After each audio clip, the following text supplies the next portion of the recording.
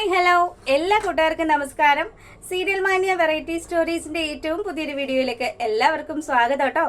അപ്പൊ ഞാൻ എത്തിയിരിക്കുന്നത് ചെമ്പനീർ പൂവ് സീരിയലിന്റെ നാളത്തെ ആ ഒരു സൂപ്പർ ഹിറ്റ് വിശേഷമൊക്കെ ആയിട്ടാണ്. അപ്പം ആരെങ്കിലും കൂട്ടുകാർ ആദ്യമായിട്ടാണ് എൻ്റെ ഈ ഒരു ചാനൽ കാണുന്നതെങ്കിൽ നിങ്ങൾക്ക് ഇഷ്ടപ്പെട്ടാൽ സബ്സ്ക്രൈബ് ചെയ്യാൻ മറക്കരുത് കേട്ടോ. നേരെ നമുക്ക് സച്ചിയുടെയും രേവതിയുടെയും നാളത്തെ കഥയിലേക്ക് പോയാലോ. അങ്ങനെതാ നമ്മുടെ സച്ചിയാണെങ്കിൽ കഴുത്തിൽ മാലയൊന്നും ഇല്ലാണ്ട് നിൽക്കുന്നത് കാണുമ്പോഴത്തേക്കിനും രേവതി പോയി സച്ചിയോട് ചോദിക്കുന്നുണ്ട്, അല്ല സച്ചി, ഇതെന്താണ് കഴുത്തിൽ മാല ഇല്ലല്ലോ, ഞങ്ങളുടെ വീട്ടിൽ നിന്ന് പ്രസന്റ് തന്ന മാല എവിടെയാണെന്ന് ചോദിക്കുക.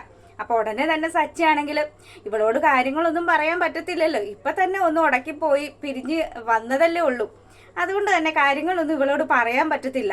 അപ്പം അശോകൻ അങ്കിളിനെ സഹായിക്കാൻ വേണ്ടിയിട്ടാണ് നമ്മുടെ സച്ചി ആ ഒരു മാല പണയപ്പെടുത്തിയതെന്ന് പോലും രേവതിയോട് പറയുന്നില്ല. മാലയുടെ കൊളുത്തിന് ചെറിയ പ്രശ്നമുണ്ടെന്നും അത് നന്നാക്കാൻ കൊടുത്തിരിക്കുകയാണ് എന്നുള്ള കാര്യമൊക്കെ പറഞ്ഞ് സച്ചി അവിടെ നിന്ന് പെട്ടെന്ന് സ്കൂട്ടാകുകയാണ്. അപ്പൊ ഈ സമയത്താണെങ്കിലോ രേവതിയോട് ഒരു കാര്യം കൂടെ പറയുന്നുണ്ട്, അതെ നീ വൈകുന്നേരം റെഡിയായി നിൽക്കണം, ഞാൻ ഓട്ടോ ഒക്കെ കഴിഞ്ഞ് വരുമ്പോഴത്തേക്കിനും നമുക്ക് എൻ്റെ ഫ്രണ്ട്സ് ഒരു ട്രീറ്റ് അറേഞ്ച് ചെയ്തിട്ടുണ്ട്, അപ്പം അങ്ങോട്ട് പോകണം എന്നുള്ള കാര്യമൊക്കെ പറയുകയാണ്.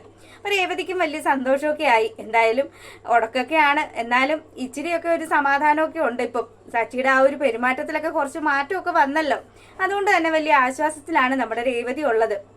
അപ്പം ആ ഒരു സീൻ കഴിയുമ്പോൾ നമ്മളെ കാണിക്കുന്നത് നമ്മുടെ സുധീന്ദ്രനെയും ശ്രുതിയെയുമാണ്.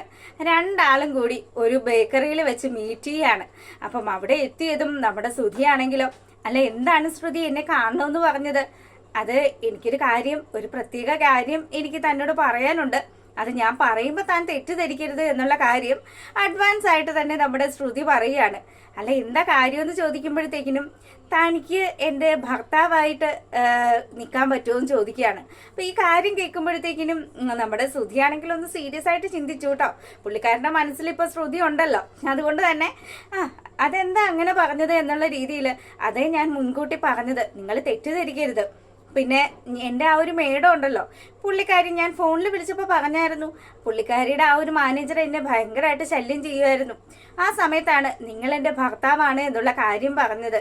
അതുകൊണ്ട് തന്നെ അവർ വിചാരിച്ചിരിക്കുന്നത് നമ്മൾ ഭാര്യയും ഭർത്താവുമാണ് എന്നൊക്കെ തന്നെയാണ്. അതുകൊണ്ട് എൻ്റെ ഭർത്താവായിട്ട് നിങ്ങൾക്കൊന്ന് അഭിനയിക്കാവോ, തക്കതായിട്ടുള്ള പ്രതിഫലം ഞാൻ തരാം എന്നുള്ള കാര്യം പറയുകയാണ്. അപ്പൊ ശ്രുതിയാണെങ്കിൽ ഇതൊരു ട്രാപ്പാണെന്നൊന്നും പുള്ളിക്കാരന് മനസ്സിലാവുന്നില്ല. അങ്ങനെ അവനാണെങ്കിൽ ആ ഒരു കാര്യത്തിന് സമ്മതിക്കുകയാണ്. അപ്പം എന്തായാലും ഭാവിയിലേക്ക് നമ്മുടെ സുധീന്ദ്രനെ വളച്ച് പോക്കറ്റിലാക്കും എന്നുള്ള കാര്യത്തിൽ ഒരു സംശയവും ഇല്ല. അപ്പം ഇവരിങ്ങനെയൊക്കെ ഇരുന്ന് സംസാരിക്കുകയാണ്. അങ്ങനെ വളരെ ഹാപ്പി ആയിട്ട് അവർ പിരിയുന്ന ആ ഒരു സമയത്താണെങ്കിൽ നമ്മളെ കാണിക്കുന്നത് ചന്ദ്രമതിയാണ് കേട്ടോ. അപ്പൊ ചന്ദ്രമതി ആണെങ്കിലോ, എത്രയും പെട്ടെന്ന് തന്നെ എൻ്റെ മോന്റെ കല്യാണം നടത്തണം, ആ സച്ചി അത്രമാത്രം എൻ്റെ മകനെ അപമാനിക്കുന്നുണ്ട്, എന്തായാലും ഇനി അവനെ അങ്ങനെ വെറുതെ വിട്ടാൽ പറ്റത്തില്ല. ഒരു കല്യാണമൊക്കെ കഴിപ്പിച്ചു കഴിഞ്ഞാൽ ഉറപ്പായിട്ടും നല്ലൊരു കുടുംബത്തിൽ നിന്നൊരു പെണ്ണ് ഈ വീട്ടിലേക്ക് വരുമല്ലോ. അങ്ങനെ വന്നു കഴിഞ്ഞാൽ സ്ത്രീധനത്തുക കൊണ്ട് തന്നെ ഇവന്റെ ആ ഒരു ബാധ്യതയൊക്കെ സെറ്റിൽ ചെയ്യാൻ സാധിക്കും എന്നുള്ള കാര്യമൊക്കെ ഭാമയോട് സംസാരിക്കുകയാണ്. ഇവരിങ്ങനെ സംസാരിച്ചുകൊണ്ടൊക്കെ നിൽക്കുമ്പോഴത്തേക്കിനും നമ്മുടെ സച്ചിയും രേവതിയും കൂടി ആ ഒരു ട്രീറ്റ് ഒക്കെ ഉള്ളത് കൊണ്ട് തന്നെ അവരുടെ അടുത്തേക്ക് പോകാൻ തുടങ്ങുകയാണ്. അപ്പൊ പോകാൻ ഇറങ്ങുന്ന സമയത്താണെങ്കിലും ഇപ്പതാ വലിയ ലോഹിത്തിലൊക്കെയാണ് പുറപ്പെടുന്നത്. തിരികെ വരുമ്പോൾ എന്താകും അവസ്ഥ എന്നുള്ള കാര്യമൊക്കെ ഇങ്ങനെ രേവതിയെ കളിയാക്കിക്കൊണ്ട് തന്നെ ചന്ദ്രമതി ഇങ്ങനെ പറയുകയാണ്.